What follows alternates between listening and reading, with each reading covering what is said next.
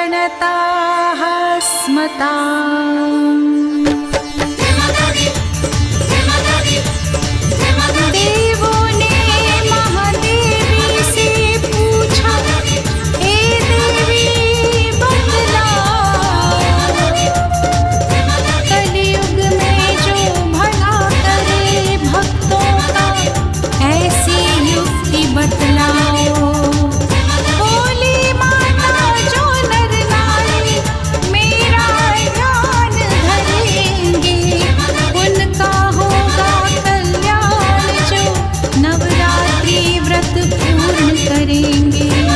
सप्तसती कथा सुनेंगे, माता का ध्यान धरेंगे। बोलो अनंत कोटि ब्रह्मांडों की अधीश्वरी भगवती श्री दुर्गा माता की जय। इन्हीं की शक्ति से ब्रह्मादि देवता उत्पन्न होकर जगत की उत्पत्ति करते हैं। इन्हीं की शक्ति से विष्णु और शिव प्रकट होकर जगत का पालन और संहार करते हैं। हमारे धर्म ग्रंथों में श्री दुर्गा माता के अनेक नाम और रूपों का वर्णन मिलता है। इस संसार में नवरात्रि का त्योहार बड़े ही धूमधाम से मनाया जाता है। दुर्गा माता का यूं तो हर नाम और स्वरूप बड़ा ही मंगलकारी है, मगर नवरात्रि के समय जिन 9 रूपों की पूजा की जाती है, माता के वो रूप सहज ही भक्तों की मनोकामना पूर्ण करते हैं। आइए अब हम सभी भगवती दुर्गा माता के चरण कमलों की वंदना करके श्री दुर्गा सप्तशती की गाथा सुनते हैं।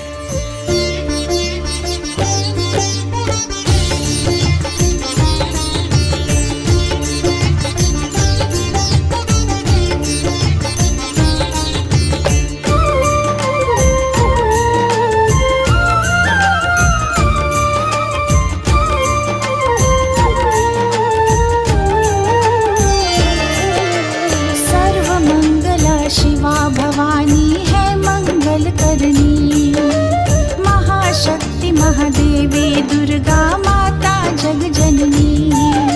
श्री नारायण विष्णु शक्ति है यही वेद माता, ब्रह्मा शक्ति शिव शक्ति सुख संपत्ति की दाता। वेद पुराण सभी माता की महिमा गाते हैं, सुर नर मुनि सब दुर्गा माँ का ध्यान लगाते हैं। भीड़ पड़ी जब जब भक्तों पर रक्षक बन कर आई, दुर्गा सप्तशती सागर की महिमा फलदाई। बोलो जय दुर्गा माता, सुन लो सप्तशती गाथा, कर लो माता जगराता, जोड़ लो माता से नाता। बोलो जय दुर्गा माता, सुन लो सप्तशती गाथा।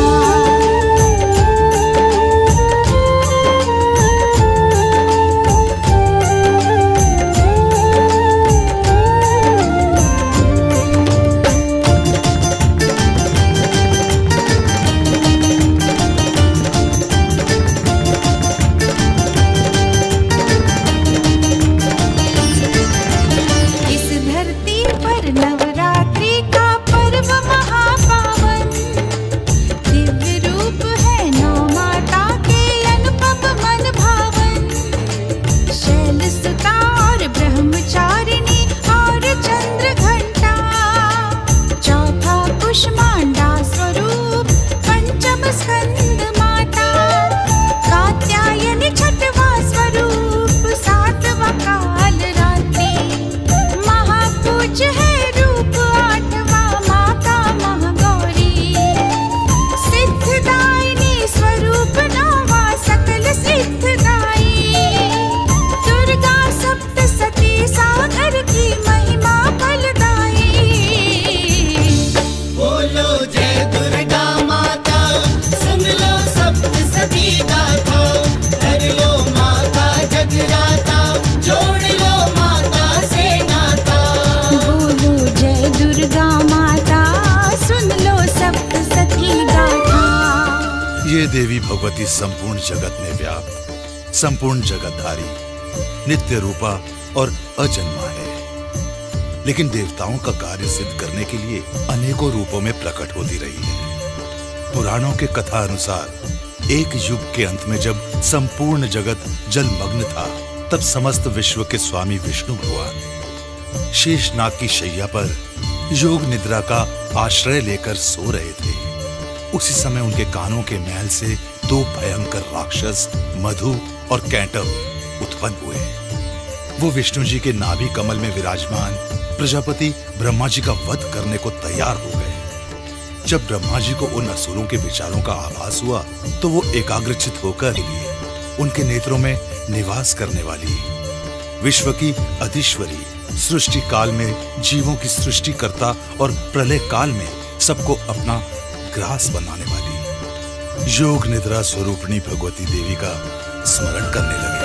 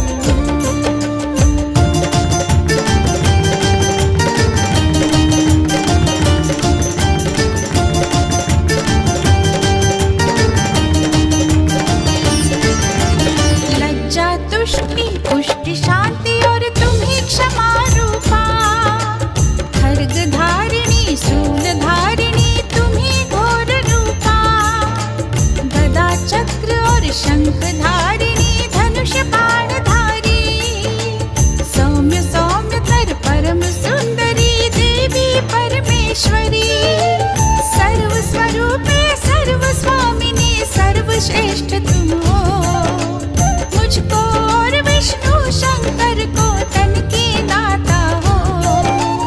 आ जाओ ना देर लगाओ, घोर विपत्ति छाई।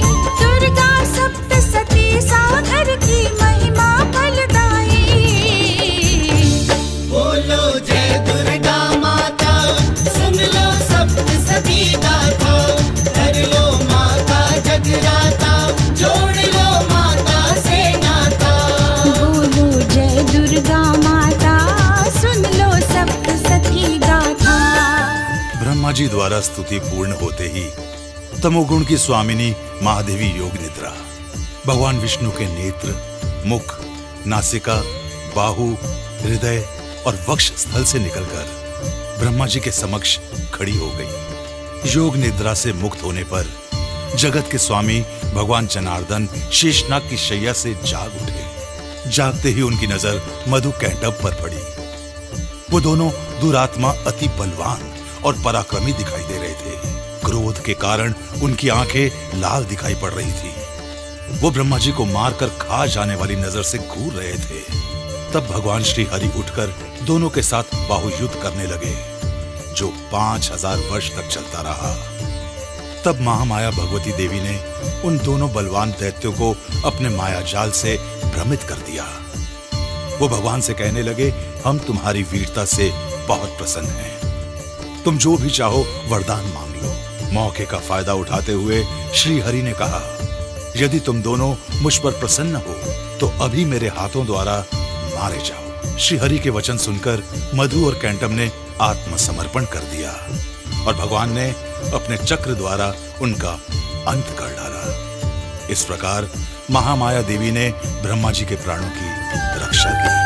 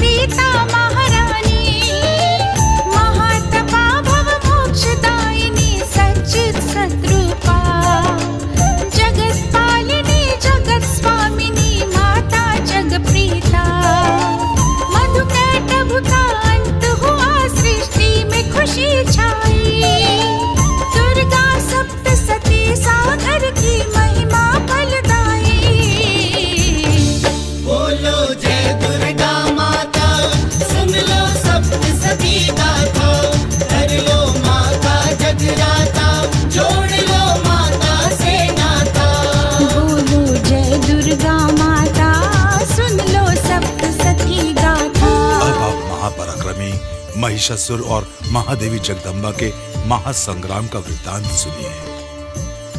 बहुत पुराने समय की बात है। देवताओं और राक्षसों में महाघोर संग्राम हुआ जो वर्षों तक चलता रहा। उस युद्ध में असुरों का स्वामी महिषासुर था और देवताओं के नायक इंद्रदेव थे। इसमें देवताओं की हार और असुरों की विजय हुई। सभी देवता स्वर्ग से खदेड़ दिए गए। वो सभी ब्रह्मा जी के पास पहुंचे। ब्रह्मा जी उन्हें लेकर भगवान शिव शंकर और विष्णु जी के पास गए। तब देवताओं ने उन्हें महिषासुर के पराक्रम और अपनी पराजय का पूरा वृत्तांत सुनाया और विनती की, हे प्रभु, अब हम आपकी शरण में आए हैं, हमारी रक्षा कीजिए। देवताओं की कहानी सुनकर भगवान विष्णु तथा महारौद्र शिव शंकर की भौहें तन गईं, चेहरा तमतमा गया, आंखों में क्रोध की ज्वालाएं भड़कने लगी। उसी समय श्री विष्णु जी के मुख से एक तेज पुंज प्रकट हुआ। इसी प्रकार ब्रह्मा जी, शिव शंकर, इंद्र, अग्नि, वरुण, यम आदि समस्त देवताओं के शरीर से भी अलौकिक तेज प्रकट हुआ। ये समस्त देवताओं का तेज एक साथ मिलकर भयंकर आग की लपटों का एक पहाड़ दिखाई देने लगा। इसकी ज्वालाएं संपूर्ण दिशाओं में व्याप्त थीं। थोड़ी ही देर में वो तेज पुंज एक देवी के रूप में परिवर्तित हो गया। उस देवी को देखकर महिषासुर द्वारा सताए गए देवता बहुत प्रसन्न हुए और सभी देव अपनी अपनी शक्तियां उस देवी को समर्पित करने लगे।